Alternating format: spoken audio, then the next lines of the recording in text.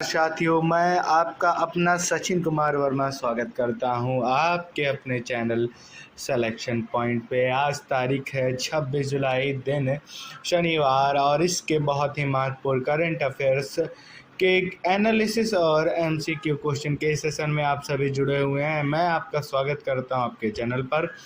सभी लोग चैनल को एक बार लाइक करेंगे, शेयर करेंगे और सब्सक्राइब करेंगे, और हमें आप अपना सपोर्ट दिखाते रहिए। हम ऐसे ही बेहतरीन धमाकेदार क्लासेस आपके लिए डेली लाते रहेंगे। तो आप सभी ज़्यादा से ज़्यादा लोग जुड़िए, और हमारा WhatsApp channel selection point channel करके है, जिसका लिंक आपको हमारे चैनल के डिस्क्रिप्शन बॉक्स में मिल जाएगा। तो आप सभी लोगों से आशा करूंगा कि आप हमारे WhatsApp channel selection point official channel को आप सभी लोग ज्वाइन करेंगे। तो इसी के साथ हम आज के सेशन को शुरू करते हैं। एक बार सभी लोग कमेंट में भारत माता की जय लिख देंगे, भारत के वीर शहीदों के लिए। तो शुरू करते हैं आज के सेशन को। आज के सेशन सबसे पहले एक महत्वपूर्ण पॉइंट है, RBI signals war won against inflation but core battle continues. तो भैया प्रश्न क्या, ये टॉपिक हमसे क्या कह रहा है? आरबीआई का मुद्रास्फीति युद्ध में पड़ा लेकिन पूरी लड़ाई बाकी। मतलब इसका यह हुआ, आरबीआई गवर्नर जो संजय मल्होत्रा ने कहा कि जून में अप्रत्याशित 50 बीपीएस की दर की कटौती हुई है। उसके बाद खुदरा मुद्रास्फीति 6 साल के निचले स्तर पर पहुंच गई। संभवतः जुलाई में रिकॉर्ड तोड़ स्तर तक नीचे जा सकता है। तो भैया जुलाई में क्या हो जाएगा? बीपीएस जो है वो सबसे कम चला जाएगा। हालांकि आरसीबी ने नीति को क्या न्यूट्रल कर दिया है, और अगस्त की दरों में कोई कटौती नहीं होगी, जिसका फिर से निर्णय डेटा आधारित महत्वपूर्ण मुद्रास्फीति नियंत्रण से आरबीआई की नीति के लचक मिली है, परंतु कमजोर मांग और आर्थिक वृद्धि की चिंताएं बनी हुई हैं। तो इस न्यूज के बारे में हम अच्छे प्रकार से आगे देखते हैं। हम एक नई स्लाइड पर देखते हैं कि यह प्रश्न क्या कह रहा है। हमने देखा कि मुद्रास्फीति लिखा हुआ है। मुद्रास्फीति होता क्या है? मतलब अगर हमारी जो मांग है, एक मांग की वृद्धि जो होती है वह कैसी हो जाए? कम हो जाए। मांग क्या हो जाए? मांग कम हो जाए, और जो कीमतें हैं, जो कीमत है वह बढ़ जाए। इस सिचुएशन को मुद्रास्फीति कहते हैं, इसे हम इन्फ्लेशन कहते हैं। ठीक है, तो यह मुद्रा की जो गति होती है, जो भैया मुद्रा का जो मूल्य है उसके गिरावट में क्या है, धीरे धीरे गिरावट दर्शाई जाती है, धीरे धीरे गिरावट दर्शाई जाएगी। ठीक है, इससे क्या होगा? इससे इकोनॉमी पे कहीं ना कहीं असर जरूर पड़ेगा। तो इसके बारे में जो हमारे आरबीआई के गवर्नर हैं उनका नाम पता है? उनका नाम है संजय मल्होत्रा। ठीक है, संजय मल्होत्रा जी ने उन्होंने बोला कि जो मुद्रास्फीति की लड़ाई है वो जीत ली गई है। उनका कहने का मतलब है जो इन्फ्लेशन है भारत में उसे कंट्रोल कर लिया गया है, पर जो उनका मूल उद्देश्य है इसको स्थिर बनाए रखना है। कि देखिए, मांग हमारी कम हुई और कीमत बढ़ गई। आप जैसे देखते हैं किसी चीज़ की कीमत बढ़ जाती है तो उसकी मांग भी मार्केट में कम हो जाती है, तो उसको कंट्रोल किया जाएगा। कैसे किया जाएगा? जब कीमतों और मांग को समुचित रखा जाएगा, बराबर रखा जाएगा, उस सिचुएशन में जो इन्फ्लेशन है उसको स्थिर रखा जा सकेगा। यह हमारे आरबीआई के गवर्नर जी ने कहा है। और उन्होंने कहा 6 अगस्त को जो केंद्रीय बैंक की मौद्रिक नीति की जो बैठक होगी, उसमें इससे अगले 6 सालों के लिए जो भी मुद्रास्फीति है उसके बारे में एक कटौती और ब्याज दरों में कुछ नई गुंजाइश जो होगी, नई कटौती की गुंजाइश होगी, उसे जोड़ा जाएगा। इसी के साथ हम बढ़ते हैं अपने अगले टॉपिक की ओर। अगला टॉपिक देखते हैं क्या है। अगला टॉपिक बहुत ही महत्वपूर्ण टॉपिक है। बहुत ही महत्वपूर्ण टॉपिक इस प्रकार का है क्योंकि यह हमारी भारतीय सेना से रिलेटेड है। भारतीय सेना से रिलेटेड है। कारगिल विजय दिवस की 26वीं एनिवर्सरी, 26वीं वर्षगांठ है कारगिल विजय दिवस की। जो ऑपरेशन विजय कब हुआ था? 1919 में ऑपरेशन विजय, जिसमें भारत ने पाकिस्तान को खदेड़ा था। आज उसके पूरे 26 वर्ष पूरे हो चुके हैं।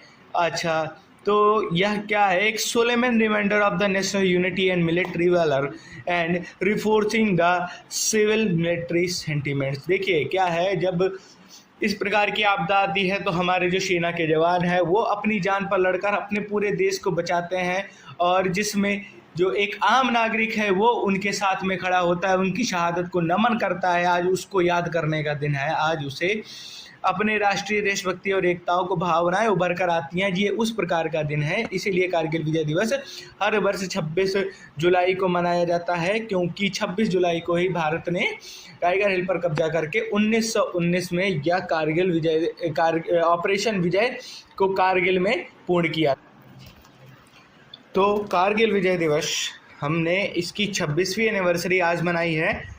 आइए देखते हैं इसके बारे में कुछ इंपॉर्टेंट फैक्ट जानते हैं। तो कारगिल की जो लड़ाई हुई थी वह शुरू हुई थी मई 1999 में, जो जाकर ख़त्म हुई 26 जुलाई 1999 को।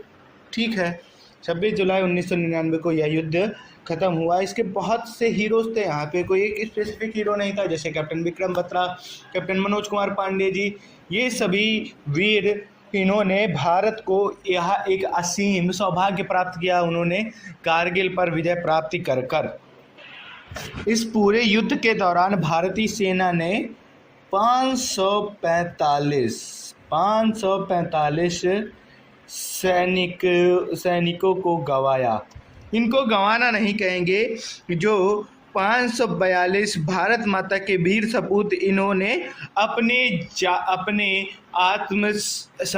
देश के आत्मसम्मान को बचाने के लिए स्वयं का आत्मदाह कर दिया और भारतीय सेना को एक गौरव जीत दिलाई, जिसमें हजारों की संख्या में जो सैनिक थे वह घायल हुए थे।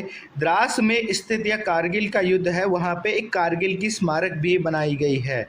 ठीक है, आप सभी ध्यान रखेंगे कहाँ पे? द्रास में क्या है? कारगिल स्मारक बनाई गई है। आगे बढ़ते हैं। तो आज आप सभी लोग कमेंट सेक्शन में लिखेंगे, जो हमारे जितने भी भारतीय सैनिक हैं उन सभी को एक बार नमन जरूर करेंगे, उनके लिए जय हिंद जरूर कमेंट सेक्शन में लिखेंगे। इसी के साथ हम बढ़ते हैं अपने अगले टॉपिक की ओर। अगला टॉपिक क्या है? अगला टॉपिक बहुत इंपॉर्टेंट टॉपिक है, जो मणिपुर है। मणिपुर में जो राष्ट्रपति शासन है वह क्या रहेगा? लागू रहेगा। The centre prepares the extended president rule in Manipur.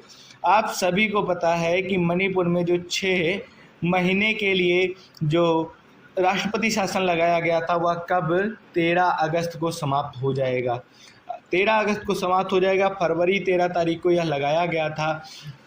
13 फरवरी में ही जो मणिपुर के सीएम हैं उन्होंने इस्तीफा दे दिया था। उसका रीज़न क्या है? उसका रीज़न था मेती और नागा समुदाय के जो विधायक हैं वो लोकतंत्र को बहाल करने की मांग जरूर कर रहे हैं, पर उन्हीं के समुदाय के लोग क्षेत्रीय कलह की वजह से आपस में लड़ाई झगड़ा कर रहे हैं, जहां से मणिपुर की जो स्थिति है वो बहुत ख़राब होती जा रही है। आप देख सकते हैं। Continued central control reflects on the fragile government and the ethic tension risk to stability। क्योंकि भैया स्टेबिलिटी बहुत इंपॉर्टेंट है। आपने देखा होगा स्त्रियों को और छोटे छोटे मासूम बच्चों को, सभी के जीवन को पूरी तरीके से बदहाल कर दिया गया है। ना नेटवर्क सोचे हैं, ना किसी प्रकार का एजुकेशन बचा है, यहाँ तक कि बहुत सारे लोगों को खाने पीने की भी दिक्कत है। इसके बारे में और जानकारी हम देखते हैं अगले स्लाइड पर। देखिए, यह लड़ाई 2 समुदाय के बीच में है। ठीक है, अब यह समुदाय कौन कौन से हैं? यह समुदाय हैं, एक है नागा एक समुदाय है, नागा, और एक है मेती। नागा मेती दो समुदायों के बीच में यह लड़ाई चल रही है। मई 2023 से यह जो संघर्ष है वो लगातार चल रहा है, जिसमें कई बार झड़पें हुई हैं और पूरे राज्य में फैल गई हैं, जिसमें कई प्रकार की हिंसाएं हुई हैं। असल में इसका मेन कारण है जो नागा की मांग है। नागाओं की मांग जो है वह मेतियों के प्रभुत्व वाली जो जगह है जो इम्फाल घाटी में पड़ती है, उसे मैती समुदाय अपना ऐतिहासिक राजनीतिक और आर्थिक शक्ति बना के रखता था। परंतु पहाड़ियों पे नागा और कुकी जैसी जो ट्राइब्स हैं वो अपने समुदाय के पैतृक भूमि का अधिकार मांगते थे। परंतु आज के समय में यह है कि मैती लोग मणिपुर के संपूर्ण भूभाग पर परंपरागत भूमि बताते हैं और वही चीज़ नागा समुदाय के लोग बताते हैं। इसी प्रकार से जो आपस में नागा और मेती के बीच में बहुत बड़ी बड़ी झड़पें हुई, बहुत बड़ी हिंसा हुई, जिसके बाद से वहाँ पर जो राज्य की स्थिति खराब हो गई। उन्होंने कई बाहरी देशों से हथियार मंगाकर हमला किया और अशांति फैलाई, महिलाओं के रेप किए गए और इस प्रकार की कई सारी घटनाएं हुई, जिसमें पुलिस कर्मियों तक को भी घसीट के मारा गया, स्टेशन जला दिए गए, कई लोगों के घरों को जला दिया गया, जिससे वहाँ काफ़ी दिक्कत हुई। उसके बाद भारत सरकार ने वहाँ पे प्रेसिडेंट रूल लगा दिया है, जिसके 6 महीने कंप्लीट हो गए हैं और इसको अगले 6 महीने के लिए क्या किया जा रहा है, बढ़ाया जा रहा है। कब कंप्लीट हुए? ये कंप्लीट होंगे 13/8 को, 13 तारीख मतलब 13 अगस्त को यह जो प्रेसिडेंट रूल का पहला टर्म रहेगा, जो पहला 6 महीने हैं वह 13 अगस्त को कंप्लीट हो जाएंगे। उसके बाद इसे आगे बढ़ा दिया जाएगा। आगे बढ़ते हैं हम अपने नेक्स्ट टॉपिक की ओर। अगला टॉपिक क्या है? आज हमारे प्रधानमंत्री जी कहाँ पहुँच गए हैं? हमारे प्रधान जी इस समय हैं मालदीव की यात्रा पर। हमारे मंत्री जी इस समय कहाँ हैं? यह है हमारे एक विरोधी देश कह सकते हैं मालदीव। एक समय भारत का काफ़ी विरोध कर रहा था, परंतु अब वो द्विपक्षीय रिश्तों को क्या कह रहा है, सुधारना चाह रहा है और आर्थिक सहायता का भी वादा किया गया है। प्रधानमंत्री जी 25 से 26 जुलाई तक कहाँ रहेंगे? मालदीव की यात्रा पर रहेंगे। राष्ट्रपति मोइजू के निमंत्रण पर रिश्तों को रीसेट करने के लिए प्रधानमंत्री की तरफ से पहल हुई, जिसमें US $565 मिलियन की एक ट्रेड डील करनी है, एक क्रेडिट देना है, जो कि FTA, आप सभी को पता है FTA क्या है, फ्री ट्रेड एग्रीमेंट की वार्ता शुरू हुई है। और इससे अब जो भारत के समृद्ध अपग्रेड हैनीमोडो हवाई अड्डे पर ऑनलाइन उद्घाटन भी किया। मोदी जी ने क्या किया? हैनीमोडो हवाई अड्डे का ऑनलाइन उद्घाटन भी किया। ठीक है, और देखते हैं इसके बारे में कुछ महत्व। प्रधानमंत्री जी मालदीव्स गए क्यों हैं, ये सबसे बड़ा क्वेश्चन है। देखिए, तो प्रधानमंत्री जी गए हैं मालदीव्स के स्वतंत्रता दिवस के समारोह पर। तो स्वतंत्रता दिवस कौन सा है? मालदीव्स का 60वां स्वतंत्रता दिवस है। कब मनाया जाता है? 26 जुलाई, मतलब आज को ही क्या है, उसका स्वतंत्रता दिवस मनाया जाता है। ठीक है, इसके जो मुख्य अतिथि हैं वो हमारे प्रधानमंत्री जी हैं। यह क्या हैं? मुख्य अतिथि कौन है? हमारे प्रधानमंत्री जी नरेंद्र मोदी हैं। ठीक है, इसमें कुल कितने जो जब ये प्रधानमंत्री जी वहाँ पहुँचे हैं तो वहाँ पे इन्होंने FTA जो होता है, फ्री ट्रेड एग्रीमेंट है, उसके बारे में भी बात करी इन्होंने, और लगभग $565 मिलियन के व्यापार की बात भी प्रधानमंत्री जी ने कही है। इसी के साथ जो आपको ये ध्यान रखना है कि मालदीव का स्वतंत्रता दिवस कब मनाया जाता है? 26 जुलाई को मनाया जाता है। इस वर्ष कौन सा मनाया गया है? इस वर्ष मनाया गया है 60वां। तो 1967 में जो हमारा मालदीव से 1966 में। यह कब आज़ाद हुआ? 1966 में आज़ाद हुआ, ध्यान रखिएगा।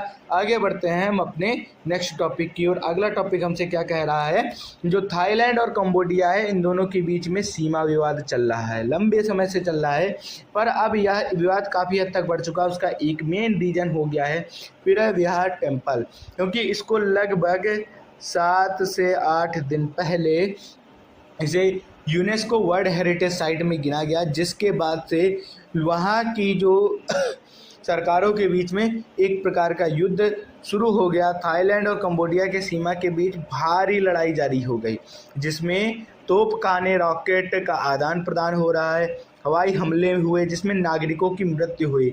अभी ये आंकड़ा पूरा श्योर नहीं है, लेकिन लगभग 32 लोग मारे गए हैं, 130 से अधिक लोग घायल हो गए हैं और 1 से 1.5 लाख लोग भाग गए हैं। ठीक है, भाग गए हैं मतलब विस्थापित हो गए उस जगह से, बॉर्डर एरिया को छोड़कर देश के किसी और कोने में चले गए हैं। दोनों देशों की सेनाएं एक दूसरे पे हवाई हमला और भारी तोपखाने और रॉकेट से गोलीबारी कर रही हैं। ठीक है, आप ध्यान रखिएगा। काफ़ी अच्छी खासी लड़ाई जिसे कह सकते हैं, फुल फ्लेश्ड लड़ाई वह शुरू हो चुकी है, क्योंकि लैंडमाइन लगाई गई। उसके बाद रॉकेट लॉन्चर्स भी यूज किए जा रहे हैं। F-16 वगैरह जो फाइटर प्लेन्स हैं उसका प्रयोग कर रहा है थाईलैंड और कंबोडिया।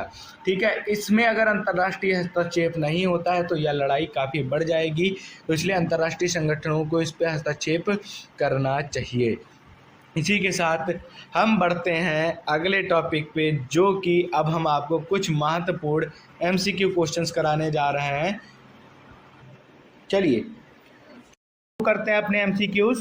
तो हमारा पहला प्रश्न जो है, किस मंत्रालय ने सफाई अपनाओ बीमारी भगाओ SABB अभियान की शुरुआत 1 से 31 जुलाई 2025 के लिए की है? Which ministry has launched the Safai Apnao Bimari Bhagao साब campaign from 1 to 31 July 2025? Option है हमारे स्वास्थ्य और परिवार कल्याण मंत्रालय, ministry of health and family welfare, option B पर्यावरण वन और जलवायु परिवर्तन मंत्रालय, ministry of environment forest and climate change, option C आवासन और शहरी कार्य मंत्रालय, ministry of housing and urban affairs, option D ग्रामीण विकास मंत्रालय, मिनिस्ट्री ऑफ रूरल डेवलपमेंट। तो इस प्रश्न का सही उत्तर क्या होगा, ये मैं आपको पहले बता चुका हूँ, तो इस प्रश्न का सही उत्तर आप सभी को पता होना चाहिए। इस प्रश्न का सही उत्तर है आवासन और शहरी कार्य मंत्रालय, जिसे हम क्या कहते हैं, MOHUA। ठीक है, MOHUA के द्वारा किस अभियान की शुरुआत की गई है? सफाई अपनाओ बीमारी भगाओ। चलिए आप बढ़ते हैं हम अपने अगले प्रश्न की ओर। अगला प्रश्न हमसे क्या कह रहा है? अगला प्रश्न है, प्रश्न नंबर 2 वर्ष 2024 में सबसे अधिक जीव जंतु की खोज किस राज्य में हुई? Which state has recorded the highest number of faunal discovered in 2024? तो ऑप्शन है हमारे Maharashtra, Tamil Nadu, option C Kerala, option D Karnataka. देखो जीव जंतुओं की खोज, देखिए अभी भी बहुत ऐसे जीव जंतु हैं जिनकी खोज नहीं करी गई है, तो हमारे साइंटिस्ट उसकी रिसर्च करते रहते हैं। तो हाल ही में जो 2024 वर्ष गुजरा उसमें सर्वाधिक किस राज्य के द्वारा सबसे ज़्यादा जीव जंतु खोजे गए हैं? तो इस प्रश्न का सही उत्तर है केरल। इस प्रश्न का सही उत्तर है केरल। केरल में हाल सबसे ज़्यादा फौना खोजे गए हैं। ठीक है, आगे बढ़ते हैं अगले प्रश्न की ओर। प्रश्न नंबर 3। अगला जो प्रश्न है वह है, Asian youth table tennis championship 2025 की मेजबानी किस देश ने की? Which country has host the Asian youth table tennis championship 2025? Option है हमारे, option A Uzbekistan, option B Bharat, option C China, option D Japan. तो इस प्रश्न का सही उत्तर क्या होगा? इस प्रश्न का उत्तर है ऑप्शन ए उज्बेकिस्तान। उज्बेकिस्तान के ताशकंद में यह आयोजित हुआ था। यह कौन सा सत्र था? यह 29वीं चैंपियनशिप थी। इसकी जो चैंपियन है वो हैं दिव्यांशी भौमिका। ध्यान रखेंगे, दिव्यांशी भौमिका जो सिर्फ 14 वर्ष की हैं, मात्र 14 वर्ष की हैं। उन्होंने इसमें गोल्ड मेडल प्राप्त किया है और पहली बार किसी भारतीय लड़की ने इस वर्ग में एक स्वर्ण पदक प्राप्त किया है। तो इनके लिए शाबाशी होनी चाहिए। हमारे देश में भी बहुत सारा टैलेंट भरा हुआ है। चलिए इसी के साथ बढ़ते हैं हम अपने अगले प्रश्न की ओर। प्रश्न नंबर 4, फाचियोलिल स्मिथी हाल ही में चर्चा में थी, यह किस श्रेणी की प्रजाति है? तो अब क्वेश्चन है हमारा फाचियोलेले स्मिथ, ठीक है। ये पूछा है कि किस प्रकार की प्रजाति है। ऑप्शन है गहरे समुद्र का ईल, ऑप्शन बी तितली, ऑप्शन सी सिरसुरप, ऑप्शन डी पक्षी। तो इस प्रश्न का सही उत्तर क्या होगा? इस प्रश्न का सही उत्तर है डीप सी ईल।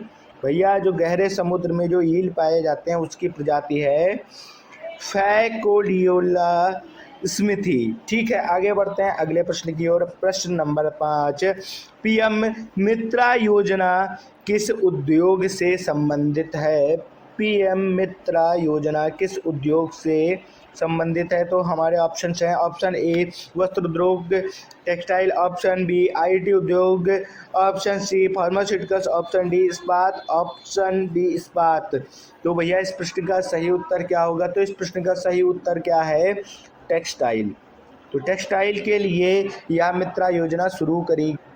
कब शुरू की मित्रा योजना कब शुरू की गई? तो इसकी शुरुआत की जाती है 17 मार्च 2023 में इसकी शुरुआत करी गई, ठीक है। और इसका मेन पर्पस क्या है? जो टेक्सटाइल बिजनेस है उसको एक नई ऊंचाई पर पहुंचाने के लिए, उसमें बढ़ावा देने के लिए, उसकी अपॉर्चुनिटी देने के लिए, उसमें एम्प्लॉयमेंट बढ़ाने के लिए इसकी शुरुआत की गई। तो आज के सेशन में इतना ही भैया, आज के सेशन में इतना ही। सभी साथियों से मैं आशा करूंगा आपको क्लास पसंद आई होगी। तो आप सभी कमेंट सेक्शन में अपना रिव्यू देंगे। कल हम आपको फिर मिलते हैं एक नए धमाकेदार सेशन के साथ में, एक नए धमाकेदार सेशन में कल हम आपसे फिर से मिलते हैं। तो हमारे चैनल सिलेक्शन पॉइंट को आप क्या कर दीजिए, सब्सक्राइब कर दीजिए, शेयर कर दीजिए और अपने मित्रों को भी शेयर कर दीजिए। और कल हम आपसे फिर मिलते हैं एक नई क्लास, नए धमाकेदार सेशन के साथ। धन्यवाद।